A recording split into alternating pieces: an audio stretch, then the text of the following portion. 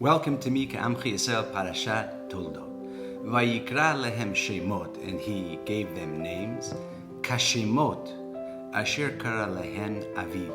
They were the very same names that his father had given them. In the parasha, we find Yitzhak Avinu revisiting the very same wells that his father dug, Avram Avinu. Rather than renaming them and leaving his own mark, so to speak, Yitzchak chose to restore the original names given by his father. This simple act reflects a profound humility. Yitzchak understood that his role wasn't to create anew, but to honor and preserve the spiritual legacy he was entrusted with. He recognized that sometimes the greatest contribution is to uphold what was already established with love and sanctity.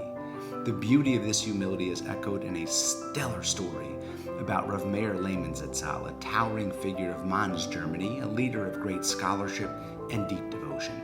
Rav Lehman's life was marked by moments of quiet yet profound divine intervention, and during a time of despicable hardship, the German Senate Yamach Shemam issued a decree that threatened the very survival of the Jewish community. The rabbinical leadership urgently requested Rav Lehman to join a delegation to petition the Kaiser directly, and this tension was palpable as they prepared to depart to the train station with hopes pinned on this crucial mission. And just as Rav Lehman was about to leave, there came an unexpected knock at the door. A man stood there pleading to speak with the Rav, and despite the Rebbitzins' gentle attempts to turn him away, the man insisted it was a matter of life and death, and Rav Lehman, embodying the sensitivity of a true leader, invited him in, though time was slipping away. The man shared a lengthy emotional story about his son's Brit Milah. He once served as the Sandak, but tragically, although Alena, the child, passed away shortly thereafter. Now with a newborn grandson, he feared taking the role again, afraid it might bring misfortune. Rav Lehman, glancing anxiously at the clock, advised him to have someone else be the Sandak. But before the man could leave, he asked just one more question. Rabbi, what name should I give the baby? And pressed for time, Rav Lehman listed off a series of names: Zebulun, Dan, Yosef, Chaim, Gad, Naphtali, Ber. Name him whatever you wish, but I really must go. And he rushed out, only to find that the train had already departed. The rabbis waiting at the station were distraught, fearing that they had lost their one and only chance to reach the Kaiser. Moments later, a railway employee arrived, breathless with shocking news. The train had derailed and fallen off of a cliff not too far from the end of town. Every passenger on board had perished. In that moment, the rabbi stood in stunned silence, realizing that they had been spared by the hand of Borei Olam. Rav Lehman believed that his visitor was none other than Eliyahu HaNavi, sent to delay him and save the lives of many. It was a beautiful day.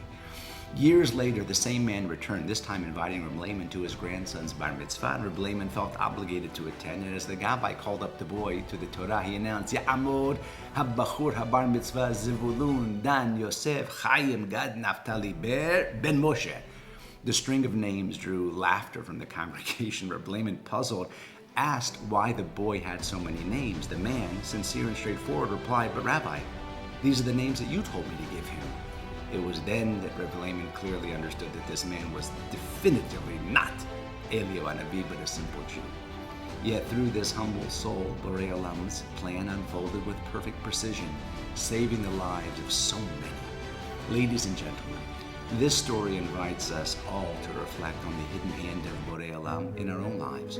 What seems like an interruption or an inconvenience is often a thread in a much grander tapestry woven by the Creator's hand, beyond our immediate understanding. Yitzhak's choice to preserve his father's names for the wells rather than create something new speaks to the humility required to honor the sacredness of what already exists.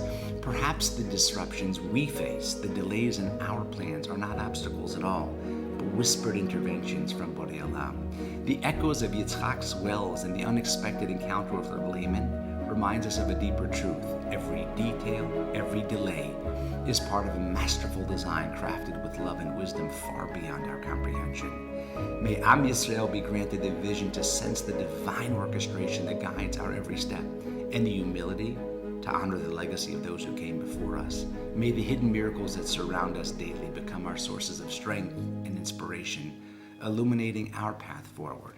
Shabbat Shalom Mevorach.